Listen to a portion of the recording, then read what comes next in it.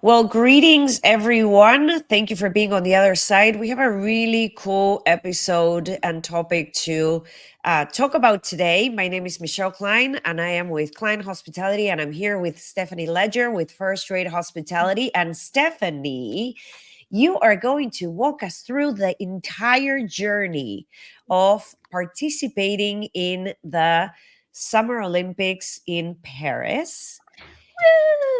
For the past year and a half, you've been planning this. So, can you walk us Yes. through the journey of, for anyone who wants to look into potentially investing on a trip like this and a visit like this, and truly enjoying the hospitality that is provided in every city that hosts and as such a great event as the Olympics? Walk us through the process. Like, where do you even start? Yeah. So how it started, it was just kind of on a fluke of how I came up with looking to go there. Me and my best friend from high school, we were looking for something to do in 2024. And we were already looking in 2022 because it was 2024 is leading up to a big milestone birthday. And we wanted to be able to spend it in the summertime doing a big adventure. So we're Googling, like, is there any big major events that are happening in the summertime? And also to whether it be a yearly event or like something that may happen just once in a while. And then that's how then it was like, hey, the Olympics are going to be in Paris in 2024. Let's start researching how this is even possible to being able to go. So then was doing the research, and it just so happened it was right at the same time that they were getting ready to open up the lottery to being able to get the first batch of tickets. So how they do it is they'll release a schedule about a year and a half. So you don't know what teams are playing or who's going to be playing, but you just know that, like, for example, swimming is going to be on July 31st at 3 p.m. at this location. You just don't know what, but you know that this is what it's going to be. So then what happens is you enter a raffle to seeing if you can be part of the first round to obtaining tickets directly from them. So this isn't going through scalpers or from a different third-party websites, or even if going on to like Live Nation or something like that. This is directly from the Olympics. So, of course, First Rate Hospitality email, I was like, I'm definitely putting in the work email. Hopefully that will help me. And sure enough, I got selected to being part of the first round. So they only let you select up to 30 tickets. Now, this is including, we were traveling, there was a group of 4 of us. So now if you're going to 2 games, that's already 8 tickets out of your 30. So they even limited. So I'd have to say, they really make it so someone can't go in there, take all the tickets, and now try to resell them. And we'll get into the whole reselling portion of it. But yeah, so this is how it first started. So I Google research, got selected into the lottery, and now it was a year and a half of planning leading up to the event. And at that point, you're like, this is really happening. Yes. All right, so Exactly. let's talk about, so basically the process that you went through prepping for the actual event seems to be very organized, we would say, Yes. right?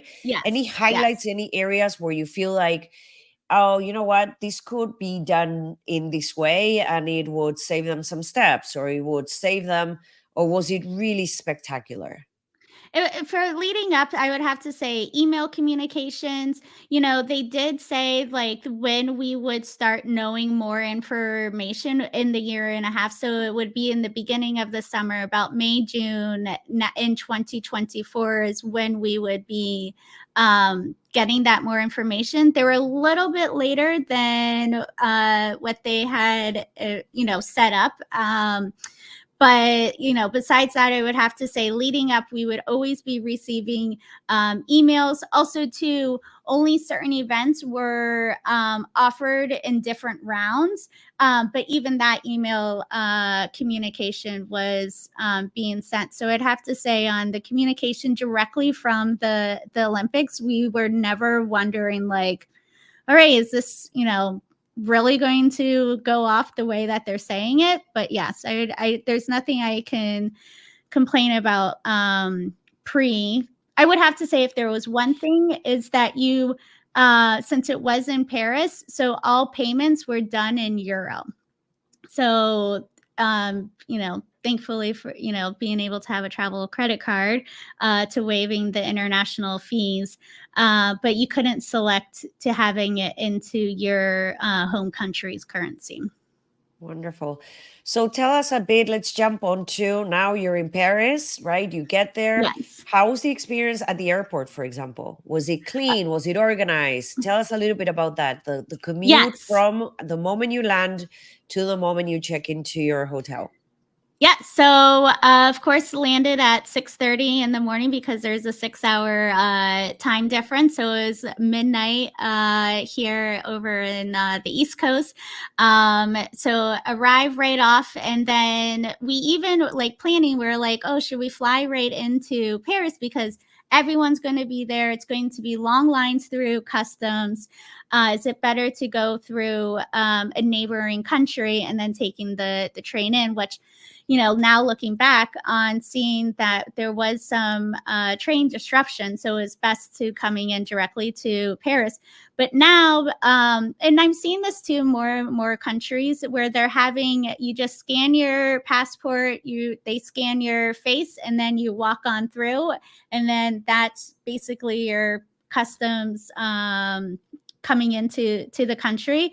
So they even had it divided up too based upon your passport. So certain countries were grouped together. So they had all of us of North America. So it was Canada, Mexico, in the United States. And then there was other countries, that are coming from outside of Europe where they may need an actual visa, or they have a different process, with them entering into the country of France. So this was great where they had it already separated. So for us, it was just walking right in, placing our passport, scanning our face, and then walking right out. We also too, we wore backpack suitcases. And we didn't check in any luggage because we didn't want to deal with any of that. Lovely. So how was your stay? Let's talk hotel yes. stay. Yes. So we ended up then taking the train signs everywhere in the airport. So they really made, anyone. That's your pet peeve right there. I You're like, know. yes, Paris is embracing me. Yes. There was signage everywhere, volunteers everywhere. And really, directing the people. I would have to say, we talk about it on our episodes of putting yourself in the guest's shoes. I can really see that they really put themselves in the guest and the visitors' shoes of saying, okay, if they see the sign, is there something that's still showing that they're still going in the right direction, or do we just need to put a volunteer there? And even the volunteer uniforms too, like we'll go into that, but I'm just like, it was just so well from getting taking public transportation all the way to the hotel. So the hotel, we ended up just staying at a small boutique hotel. And what we did is we kind of stayed more in the neighborhood, like the suburb. We're still in Paris, but this is more of the residential. It's not close to the high impact areas. But we also too strategically selected it so we could only have to take one type of train to all of our different events for this particular part of the beginning part of our trip, because we did 3 parts while over there. So the first one, check in and then get into the room. And yes, European rooms are very small, but we also too made sure that our hotel also too had air conditioning, because not all hotels have air conditioning. So this was a hot commodity because it was so hot in Paris weather-wise. But yes, very small accommodations. We got free water as the amenity, bottled water. But yes, nothing. It was just a place to sleep at night and take a shower. How was the service, even though it may have not been all, luxury, but how Yeah. was the service? So service, I mean, very welcoming, prepared for our arrival. So for me and my friends, we wanted to making sure that we had 2 beds. And so this was great that, they were able to confirm on our request. I would have to say, when we start getting into the food and beverage, this is where it's very different and slow in the beginning. They're not used to us Americans, where it's like, we have to be even our like standards of being greeted right, within a minute, it's non-existent over there. So, Yes. Stephanie, you mentioned the service on the F&B side. Yes. What would you say was? Can you pinpoint one thing that you were really excited about? Was it the length of the stay while you were at the table, meaning you could really stop and connect with the food and connect with the company that you were there with? Because I know that there's a lot of that in that culture. Or was it really the actual food that was like the highlight? What do you think it was for you? I would have to say more being able to enjoy the moment and having Without someone wanting to conversation. turn the table.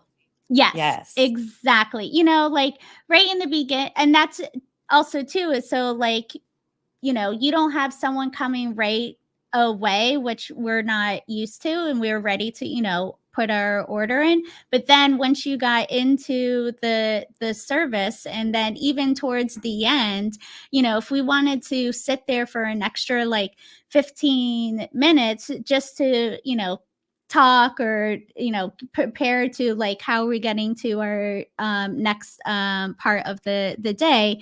But it wasn't, yeah, like you said, of having the server all on top of you, feeling like you're now being rushed out, like you've paid and now they're ready for the next person. But no, that was, I would have to say, the enjoyable moment of just being able to like enjoy the meal. Wonderful. And let's talk about the actual events. Yes. How were those organized? What are some of the highlights? You have mentioned uniforms. What can you say about the uniforms from a Yeah. hospital with a hospitality lens on? Yeah. What would you say were the highlights of those things that you're like, you know what, this was top notch? Yes. So I'd have to say, so with the uniforms, it was a uniform. Everyone was in the same uniform. It wasn't something of saying, we may tell employees, oh, make sure that you have black shoes, black pants, and a black, top. But that black top or those black pants are all different. Different types Here, of black. Yes, Yeah. exactly. Here, everyone was in the same type of uniform that was provided. So the volunteers would go into their checkpoint, and then they were provided with their uniform. What I liked about their uniform is their uniform really covered any type of weather. So when we first arrived at the night of the opening ceremonies, as everyone saw, that it was raining, so it was a little bit chilly. So the pants that the volunteers are wearing are the like zipper pants. So you can wear them as pants, and or you can zip them to then where they turn into shorts, which was great. So if you are, say from Sweden, and 65-degree weather is a summer day to you, and you want to wear your shorts, that's fine, because you're still in that same uniform. And then if you have someone, like from Florida, that is like, I need to wear my pants, now they can have the pants. And the pants also too, they're breathable to being outside. So I like that. And even also to the top part, then you can turn into a jacket, a vest, or also into a jacket, into a shirt, which I thought was really cool. And then their hats was almost like the safari hat, so it has the nice rim, so they're covered also too, with the sun protection. So I think they really thought through on the volunteers being out there for long hours and being comfortable no matter what the weather climate, because when you're preparing and planning a uniform, you don't know what the weather is going to be that You particular can time. guesstimate. Yes. Yes. Yeah. So, with the volunteers, the uniforms, absolutely. Now, okay. So now we're getting into the lines. So also too is uh same thing with communication, is they told us that you had to do everything through an app of how you got your tickets, how you needed to transfer your tickets if you say you had other people that were with you that maybe were arriving a little bit late. They also too really looked at it of how can they not get scalpers, basically. So you had time limits of like 12 hours prior to the game that you would be able to transfer your tickets. They had their own resell ticket website that tickets could really only go through that particular website. And now we're waiting in lines where I would compare it to like Disney, like, yes, you're waiting, but lines were moving. So, and they gave the recommendation to getting there like 90 minutes prior, but we had a very full itinerary, so we would show up like 2 minutes after. But then there was no line. And also too, like from a security standpoint, this was definitely a concern, but you felt safe. I would have to say a highlight on the security part is um, there was police from LA, because LA is going to be doing the Olympics in 2028.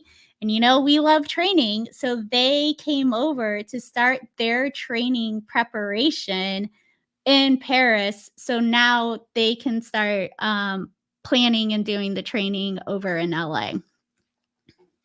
That's wonderful. So, Stephanie, share at least one WTF moment from a service uh, perspective. from a service perspective, I would have to say, there it was only Coca-Cola products, and also too only Visa payment was accepted, which really limited the offerings. And then because the offerings were so limited, I mean, you couldn't drink alcohol. There was no alcohol options. It was basically Coke products, water, a hot dog, popcorn, and like chips. And so you have it so limited. So then some of the windows you would be waiting in line, and then all of a sudden you get there and you're like, okay, I'm going to have this. And then they'll be like, we're, especially on the food items, we're out of that item. So then you would have to kind of search around to finding which now, Yeah. who has it. So, and there was a lot of missed opportunities too. It was just so bland, I feel like, of the offerings, that like this is the world, like coming together, like have some Asian cuisine, and next window like some Italian cuisine, or like some Argentinian cuisines as well. But it was just like the sponsors really just took over, and it just made you know on the food and beverage side not experience. But I would have to say then, on the sustainability side, so they had all the soda was in bottles, so they opened the bottle and then they would pour it into the cup. So now from trash, you weren't having as much trash filling up because they were putting all the bottle or collecting all the bottles. That's great. Well, this was So. super insightful. Thank you, Stephanie. Hopefully, a lot of our listeners can learn from participating in events like this one, and Yes. maybe we can up the game Yeah. in the when we host. Absolutely. It's going to be exciting. But thank you so much. Thank you so Very much for sharing memorable. your experience, Stephanie. Thanks.